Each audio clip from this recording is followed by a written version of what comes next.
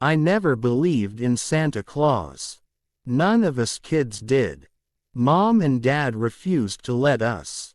They couldn't afford expensive presents, and they didn't want us to think we weren't as good as other kids who, on Christmas morning, found all sorts of fancy toys under the tree that were supposedly left by Santa Claus. So they told us all about how other kids were deceived by their parents, how the toys the grown-ups claimed were made by little elves wearing bell caps in their workshop at the North Pole actually had labels on them saying made in Japan.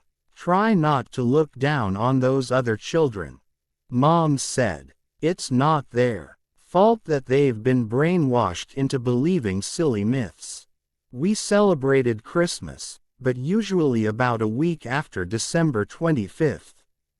When you could find perfectly good bows and wrapping paper that people had thrown away and Christmas trees discarded on the roadside that still had most of their needles and even some silver tinsel hanging on them. Mom and Dad would give us a bag of marbles or a doll or a slingshot that had been marked way down in an after-Christmas sale. Dad lost his job at the gypsum mine after getting in an argument with the foreman, and when Christmas came that year, we had no money at all. On Christmas Eve, Dad took each of us kids out into the desert night one by one. I had a blanket wrapped around me, and when it was my turn, I offered to share it with Dad, but he said no thanks. The cold never bothered him. I was 5 that year and I sat next to Dad and we looked up at the sky. Dad loved to talk about the stars. He explained to us how they rotated through the night sky as the Earth turned. He taught us to identify the constellations and how to navigate by the North Star. Those shining stars, he liked to point out, were one of the special treats for people like us who lived out in the wilderness. Rich city folks, he'd say, lived in fancy apartments, but their air was so polluted they couldn't even see the stars. We'd have to be out of our minds to want to trade places with any of them. Pick out your favorite star, Dad said that night. He told me I could have it for keeps. He said it was my Christmas present. You can't give me a star. I said, no one owns the stars. That's right, Dad said. No one else owns them. You just have to claim it before anyone else does, like that Dago fellow Columbus claimed America for Queen Isabella. Claiming a star as your own has every bit as much logic to it. I thought about it and realized Dad was right. He was always figuring out things like that. I could have any star I wanted, Dad said, except Betelgeuse and Rigel, because Lori and Brian had already laid claim to them. I looked up to the stars and tried to figure out which was the best one. You could see hundreds, maybe thousands or even millions, twinkling in the clear desert sky. The longer you looked and the more your eyes adjusted to the dark, the more stars you'd see, layer after layer of them, gradually becoming visible. There was one in particular, in the west, above the mountains but low in the sky, that shone more brightly than all the rest. I want that one, I said. Dad grinned. That's Venus, he said. Venus was only a planet, he went on, and pretty dinky compared to real stars. She looked bigger and brighter because she was much closer than the stars. Poor old Venus didn't even make her own light, Dad said. She shone only from reflected light. He explained to me that planets glowed because reflected light was constant, and stars twinkled because their light pulsed. I like it anyway. I said. I had admired Venus even before that. Christmas. You could see it in the early evening, glowing on the western horizon, and if you got up early, you could still see it in the morning. After all the stars had disappeared. What the hell? Dad said. It's Christmas. You can have a planet if you want. And he gave me Venus. That evening over Christmas dinner, we all discussed outer space. Dad explained light years and black holes and quasars and told us about the special qualities of Betelgeuse, Rigel, and Venus.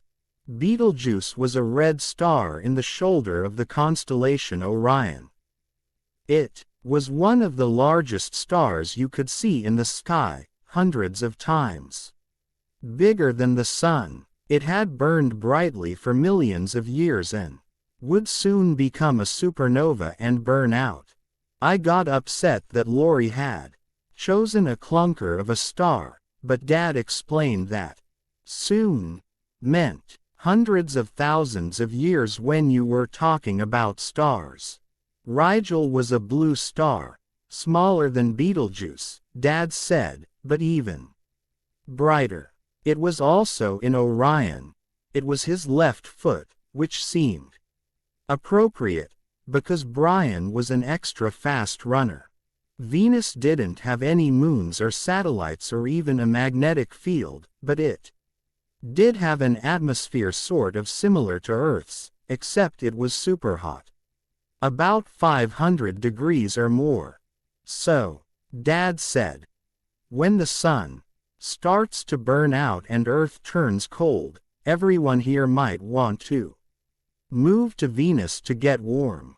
And they'll have to get permission from your descendants first. We laughed about all the kids who believed in the Santa myth and got nothing for Christmas but a bunch of cheap plastic toys. Years from now, when all the junk they got is broken and long forgotten, Dad said, you'll still have your stars. At twilight, once the sun had slid behind the Palin Mountains, the bats came out and swirled through the sky above the shacks of Midland. The old lady who lived next door warned us away from bats. She called them flying rats and said one got caught in her hair once and went crazy, clawing at her scalp. But I loved those ugly little bats, the way they darted past, their wings in a furious blur. Dad explained how they had sonar detectors kind of like the ones in nuclear submarines. Brian and I would throw pebbles, hoping the bats would think they were bugs and eat them, and the weight of the pebbles would pull them down and we could keep them as pets, tying a long string to their claw so they could still fly around. I wanted to train one to hang upside down from my finger. But those darn bats were too clever to fall for our trick. The bats were out, swooping and screeching, when we left Midland for Blythe. Earlier that day, Mom had told us that the baby had decided it was big enough to come out soon and join the family. Once we were on the road, Dad and Mom got in a big fight over how many months she'd been pregnant. Mom said she was 10 months pregnant. Dad, who had fixed someone's transmission earlier that day and used the money he'd made to buy a bottle of tequila, said she probably lost track somewhere. I always carry children longer than most women. Mom said. Lori was in my womb for 14 months. Bullshit, Dad said. Unless Lori's part elephant. Don't you make fun of me or my children. Mom yelled. Some babies are premature. Mine were all post-mature. That's why they're so smart. Their brains had longer to develop. Dad said something about freaks of nature, and Mom called Dad a Mr. know-it-all smarty pants who refused to believe that she was special. Dad said something about Jesus H. Christ on a goddamn crutch not taking that much time to gestate. Mom got upset at Dad's blasphemy, reached her foot over to the driver's side, and stomped on the brake. It was the middle of the night, and Mom bolted out of the car and ran into the darkness. "You crazy bitch," Dad hollered. "Get your goddamn ass back in this car. You make me, Mr. Tough Guy," she screamed as she ran away. Dad jerked the steering wheel to one side and drove off the road into the desert after her. Lori, Brian, and I braced one another with our arms, like we always did when Dad went on some wild chase that we knew would get bumpy. Dad stuck his head out the window as he drove, hollering at Mom, calling her a stupid whore, and a stinking cunt, and ordering her to get back into the car. Mom refused. She was ahead of us, bobbing in and out of the desert brush. Since she never used curse words, she was calling Dad names like blankety blank and worthless drunk so and so. Dad stopped the car, then jammed down the accelerator and popped the clutch. We shot forward toward Mom, who screamed and jumped out of the way. Dad turned around and went for her again. It was a moonless night, so we couldn't see Mom except when she ran into the beam of the headlights. She kept looking over her shoulder, her eyes wide like a hunted animal's. We kids cried and begged Dad to stop, but he ignored us. I was even more worried about the baby inside Mom's swollen belly than I was about her. The car bounced on holes and rocks, brush scratching against its sides and dust coming through the open windows. Finally, Dad cornered Mom against some rocks. I was afraid he might smush her with the car, but instead he got out and dragged her back, legs flailing, and threw her into the car. We banged back through the desert and onto the road. Everyone was quiet except Mom, who was sobbing that she really did carry Lori for 14 months. Mom and Dad made up the next day, and by late afternoon Mom was cutting Dad's hair in the living room of the apartment we'd rented in Blythe. He'd taken off his shirt and was sitting backward on a chair with his head bowed and his hair combed forward. Mom was snipping away while Dad pointed out the parts that were still too long.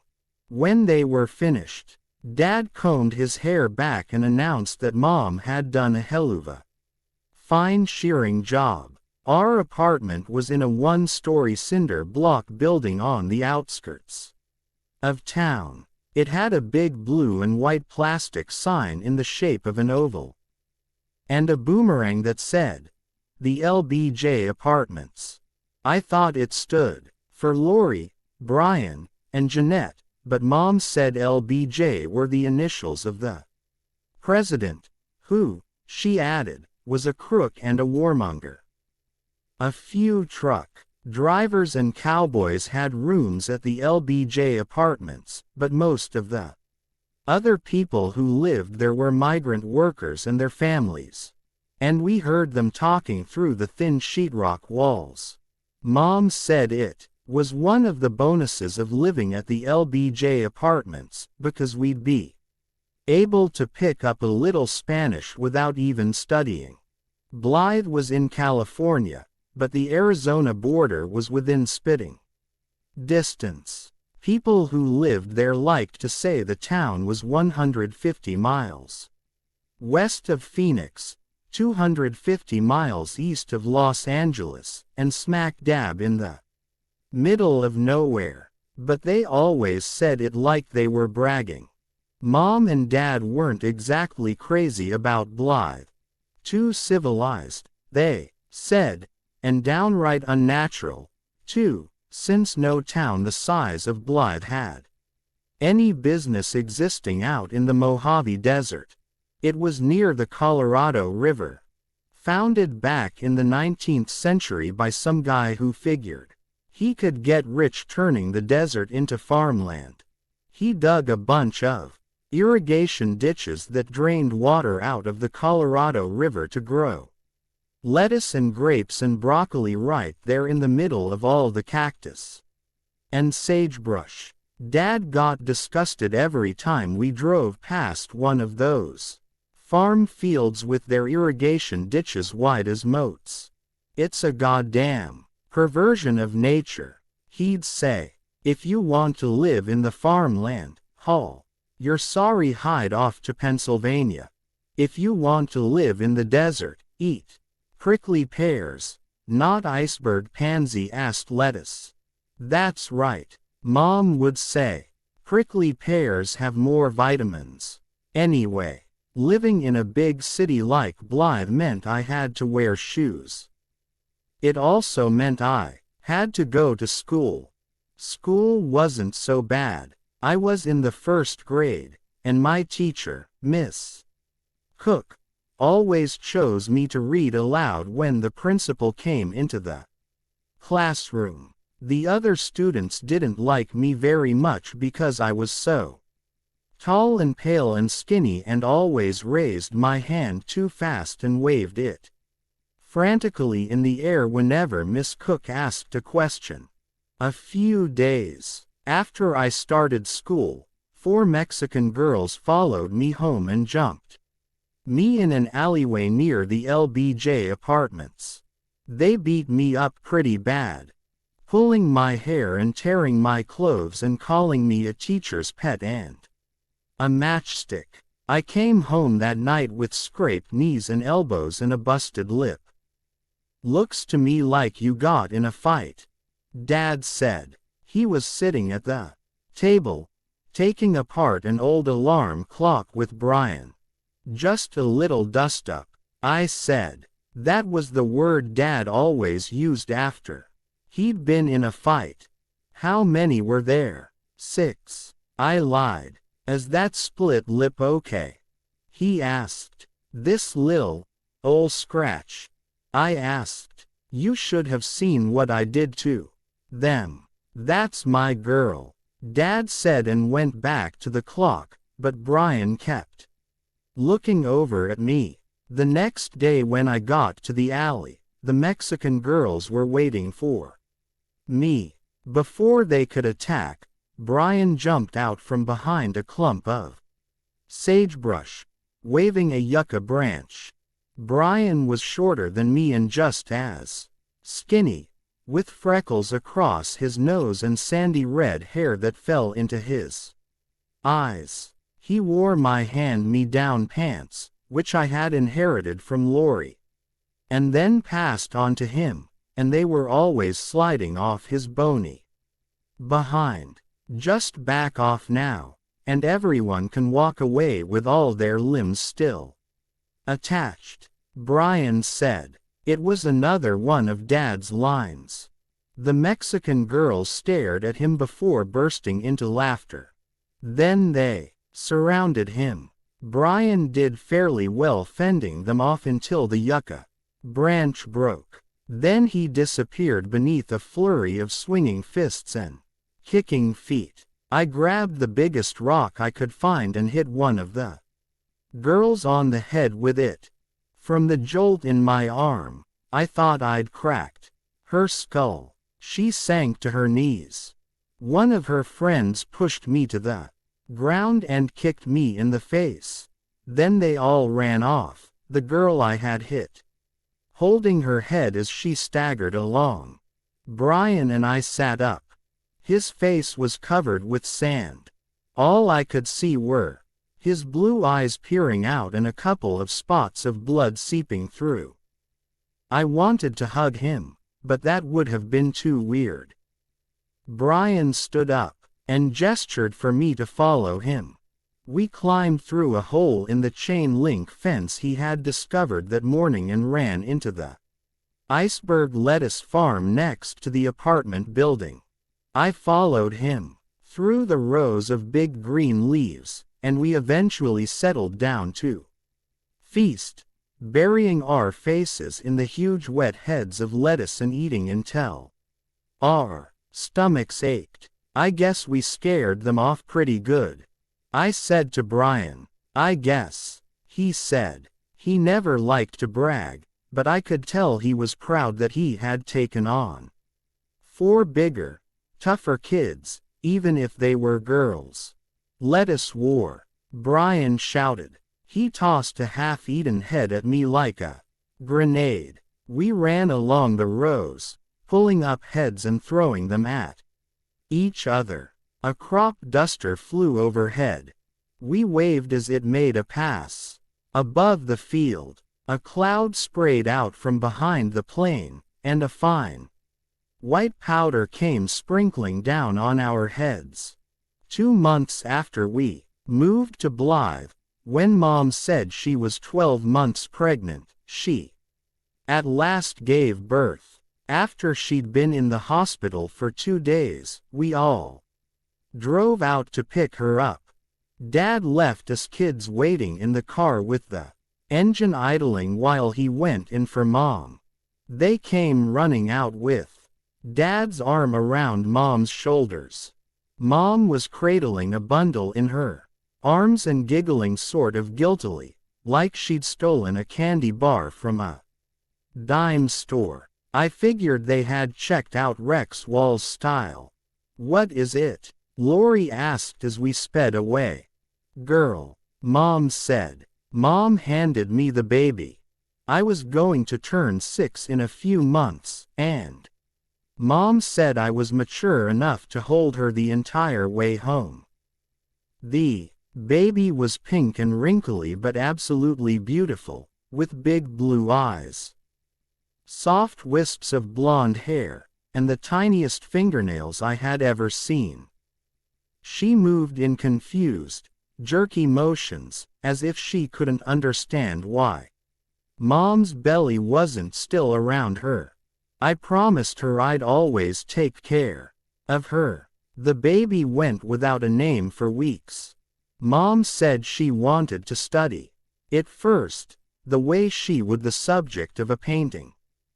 We had a lot of arguments over what the name should be. I wanted to call her Rosita, after the prettiest girl in my class, but Mom said that name was too Mexican. I thought we weren't supposed to be prejudiced. I said, it's not being prejudiced. Mom said, it's a matter of accuracy in labeling. She told us that both our grandmothers were angry because neither Lori nor I had been named after them, so she decided to call the baby Lily. Ruth Maureen. Lily was Mom's mother's name, and Irma Ruth was Dad's mother's name, but we'd call the baby Maureen, a name Mom liked because it was a diminutive of Mary, so she'd also be naming the baby after herself, but pretty much no one would know it. That, Dad told us, would make everyone happy except his mom, who hated the name Ruth and wanted the baby called Irma, and Mom's mom, who would hate sharing her namesake with Dad's mom. A few months after Maureen was born, a squad car tried to pull us over because the brake lights on the green caboose weren't working. Dad took off. He said that if the cops stopped us, they'd find out that we had no registration or insurance and that the license plate had been taken off another car, and they'd arrest us all. After barreling down the highway, he made a screeching U-turn, with us kids feeling like the car was going to tumble over on its side, but the squad car made 1, 2. Dad peeled through Blythe at 100 miles an hour, ran a red light, cut the wrong way up a one-way street, the other cars honking and pulling over. He made a few more turns, then headed down an alley and found an empty garage to hide in. We heard the sound of the siren a couple of blocks away and then it faded. Dad said that since the Gestapo would have their eyes out for the green caboose, we'd have to leave it in the garage and walk home. The next day he announced that Blythe had become a little too hot and we were hitting the road again. This time he knew where we were going. Dad had been doing some research and settled on a town in northern Nevada called Battle Mountain. There was gold in Battle Mountain, Dad said, and he intended to go after it with the prospector. Finally, we were going to strike it rich. Mom and Dad rented a great big U-Haul truck. Mom explained that since only she and Dad could fit in the front of the U-Haul, Lori, Brian, Maureen, and I were in for a treat. We got to ride in the back. It would be fun, she said, a real adventure, but there wouldn't be any light, so we would have to use all our resources to entertain one another. Plus we were not allowed to talk. Since it was illegal to ride in the back, anyone who heard us might call the cops. Mom told us the trip would be about 14 hours if we took the highway, but we should tack on another couple of hours because we might make some scenic detours. We packed up what furniture we had. There wasn't much, mostly parts for the prospector and a couple of chairs and Mom's oil paintings and art supplies. When we were ready to leave, Mom wrapped Maureen in a lavender blanket and passed her to me, and we kids all climbed into the back of the U-Haul. Dad closed the doors. It was pitch black and the air smelled stale and dusty. We were sitting on the ribbed wooden floor, on frayed, stained blankets used to wrap furniture, feeling for one another with our hands. Here goes the adventure, I whispered. Shish, Lori said. The U-Haul started up and lurched forward. Maureen let loose with a loud, high-pitched wail. I shushed her and rocked her and patted her, but she kept crying. So I gave her to Lori, who whispered sing-song into her ear and told jokes. That didn't work either, so we begged Maureen to please stop crying. Then we just put our hands over our ears. After a while, it got cold and uncomfortable in the back of the dark U-Haul. The engine made the floor vibrate, and we'd all go tumbling whenever we hit a bump. Several hours passed. By then we were all dying to pee and wondering if Dad was going to pull over for a rest stop. Suddenly, with a bang, we hit a huge pothole and the back doors on the U-Haul flew open. The wind shrieked through the compartment. We were afraid we were going to get sucked out, and we all shrank back against the prospector. The moon was out. We could see the glow from the U-Haul's taillights and the road we'd come down, stretching back through the silvery desert. The unlocked doors swung back and forth with loud clangs. Since the furniture was stored between us and the cabin, we couldn't knock on the wall to get Mom's and Dad's attention. We banged on the sides of the U-Haul and hollered as loud as we could, but the engine was too noisy and they didn't hear us. Brian crawled to the back of the van. When one of the doors swung in, he grabbed at it, but it flew open again, jerking him forward.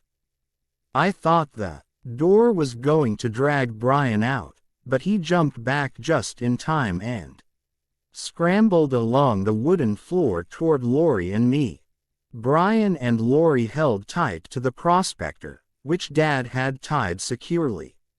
With ropes. I was holding Maureen, who for some strange reason he stopped crying. I wedged myself into a corner.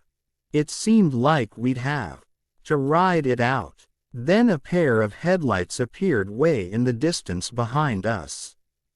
We watched as the car slowly caught up with the U-Haul. After a few minutes, it pulled up right behind us, and its headlights caught us there. In the back of the cab, the car started honking and flashing its brights. Then it pulled up and passed us. The driver must have signaled Mom and Dad, because the U-Haul slowed to a stop and Dad came running back with a flashlight. "What the hell is going on?" he asked. He was furious. We tried to explain that it wasn't our fault the doors blew open, but he was still angry. I knew that he was scared, too. Maybe even more scared than angry. "Was that a cop?" Brian asked. "No," Dad said. "And you're sure as hell lucky it wasn't, or he'd be hauling your asses off to jail." After we peed, we climbed back into the truck and watched as Dad closed the doors. The darkness enveloped us again. We could hear Dad locking the doors and double-checking them. The engine restarted, and we continued on our way. Battle Mountain had started out as a mining post, settled 100 years earlier by people hoping to strike it rich, but if anyone ever had struck it rich in Battle Mountain, they must have moved somewhere else to spend their fortune. Nothing about the town was grand except the big empty sky and, off in the distance, the stony purple Tuscarora Mountains running down to the Table Flat Desert. The main street was wide, with sun-bleached cars and pickups parked at an angle to the curb, but only a few blocks long, flanked on both sides with low, flat-roofed buildings made of adobe or brick. A single streetlight flashed red day and night. Along Main Street was a grocery store, a drugstore, a Ford dealership, a Greyhound bus station, and two big casinos, the Owl Club and the Nevada Hotel. The buildings, which seemed puny under the huge sky, had neon signs that didn't look like they were on during the day because the sun was so bright. We moved into a wooden building on the edge of town that had once been a railroad depot. It was 2 stories tall and painted an industrial green, and was so close to the railroad tracks that you could wave to the engineer from the front window. Our new home was one of the oldest buildings in town, Mom proudly told us, with a real frontier quality